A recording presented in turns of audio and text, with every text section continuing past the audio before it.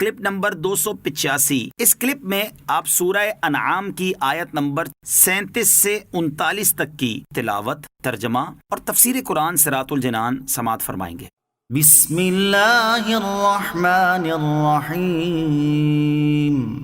ترجمہ، اللہ کے نام سے شروع جو نہایت مہربان رحمت والا ہے۔ وَقَالُوا لَوْلَا نُزِّلَ عَلَيْهِ آيَةٌ مِّن رَّبِّهِ قُلْ إِنَّ اللَّهَ قَادِرٌ عَلَىٰ أَن يُنَزِّلَ آيَةً وَلَٰكِنَّ أَكْثَرَهُمْ لَا يَعْلَمُونَ۔ ترجمہ، اور کہا ان پر ان کے رب کی طرف سے کوئی نشانی کیوں نہیں اترتی؟ تم فرما دو کہ بے شک اللہ کسی نشانی کے اتارنے پر قادر ہے، لیکن اکثر لوگ بے علم ہیں۔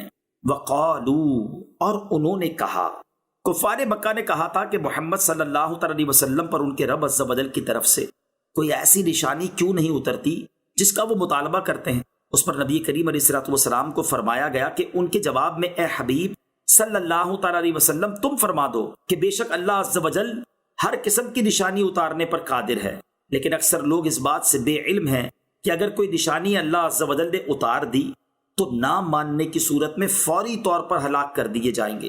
کفار کی گمراہی اور ان کی سرکشی اس حد تک پہنچ گئی کہ وہ کثیر آیات و معجزات جو انہوں نے سرکار دو عالم علیہ السلام سے مشاہدہ کیے تھے ان پر قناعت نہ کی اور سب سے مکر گئے، اور ایسی نشانی طلب کرنے لگے جس کے ساتھ عذاب الہی ہو، جیسا کہ انہوں نے کہا تھا، اللہم ان کان ھذا ھو الحق من عندک فامطر علینا حجارۃ من السماء۔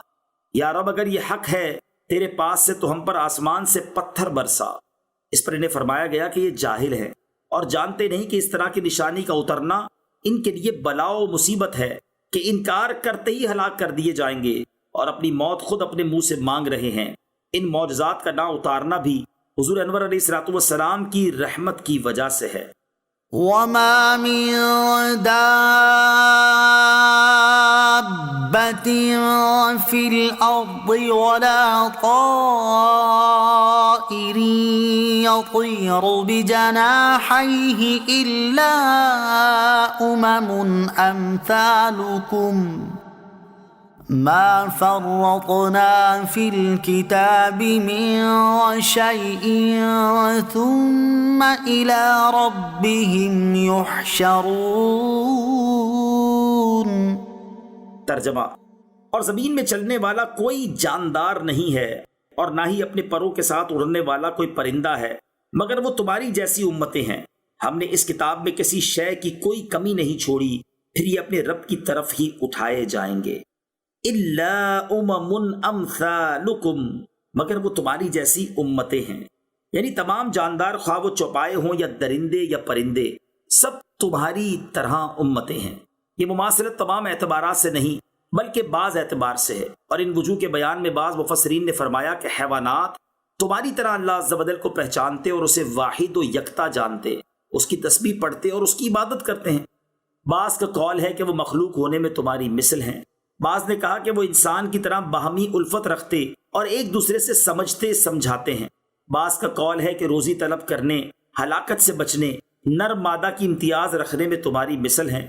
بعض نے کہا کہ پیدا ہونے، مرنے کے بعد حساب کے لیے اٹھنے میں تمہاری مثل ہیں۔ ما فرطنا فی الکتاب من شیء، ہم نے اس کتاب میں کسی شے کی کمی نہیں چھوڑی، یعنی جملہ علوم اور تمام ما کان و ما یکون کا اس میں بیان ہے، اور جمیع اشیاء کا علم اس میں ہے۔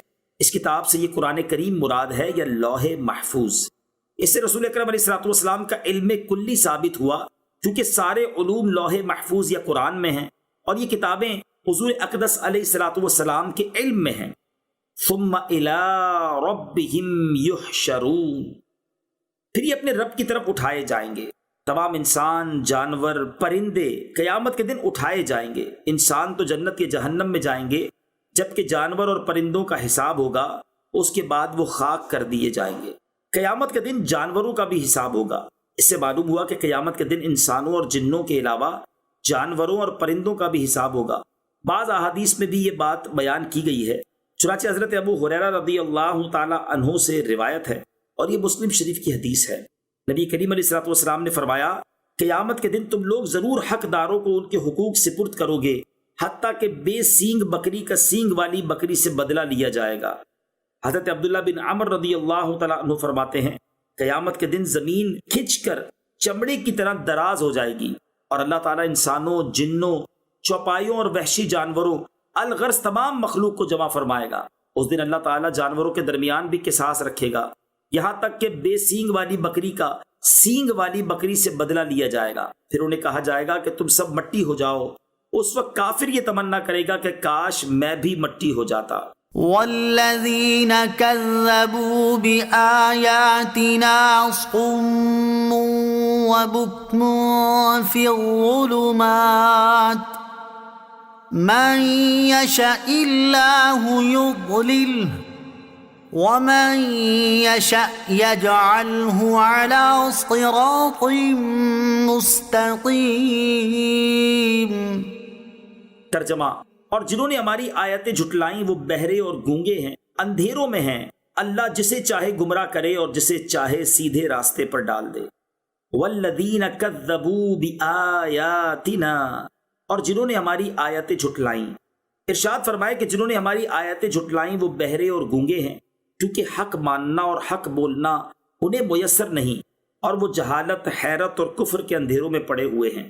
اللہ عز و جل جسے چاہے گمراہ کرے اور جسے چاہے سیدھے راستے پر ڈال دے اور اسلام کی توفیق عطا فرمائے۔